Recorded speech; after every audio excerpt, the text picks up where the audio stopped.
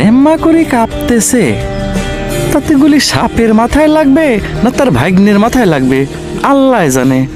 হ, এই নিশানা শুধুমাত্র আমাকে শ্যামস ভাই লাগাতে পারবে। শ্যাম ভাই কল দিছিলাম। আল্লাহ, এ তো বিশাল তামঝাম কাণ্ড। কামড় দিলে আর বাঁচবি না। স্টাইল নষ্ট হয়ে যাচ্ছে আব্বা, আমেরিকান স্টাইল। গুলি কর, গুলি কর। গুলি করতে পারি এক শর্তে। শর্ত? এক গুলিতে সাপ মারতে পারলে আপনি আমায় আমেরিকা যাওয়ার 50 লাখ টাকা 3 দিনের মধ্যে দিবেন। তোর বাচ্চা হয়তো একমাত্র ফুফাতো ভাই, আমার একমাত্র আদরের ভাই না, অকবাসাতে তুই 50 লাখ টাকা চাস? এই সোজা লোকে ঘি ওঠে নাই আব্বা। আজ 5 বছর যাবত আমি আপনার কাছে আমেরিকা যাওয়ার টাকা চাচ্ছি, দেখছেন না? এখন আপনি কোন টাকা দেবেন কি না? দিলে লোক বাঁকা করব, না দিলে সোজাই থাকবি। ঘি উঠলে উঠবে, না উঠলে নাই। দেবো দেবো দেবো দেবো, গুলি কর, গুলি কর, গুলি কর। আল্লাহর কিরে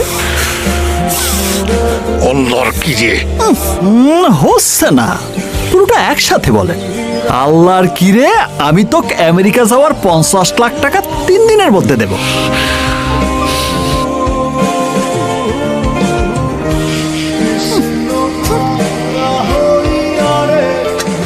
মেলা টাকা, ওর থেকে 50 লাখ টাকা দিতি সমস্যা কি তো? আম্মা, সমস্যা টাকার না, ওর তো আমি কইছি 50 লাখ টাকা না, 1 কোটি দেব। ও বই দেবো তো ভিসা নিয়ে যাক, আপত্তি নাই। কিন্তু সাগর নদী পার হয়ে জঙ্গল দিয়ে পলায়া আমি যাইতে দিতে পারবো না।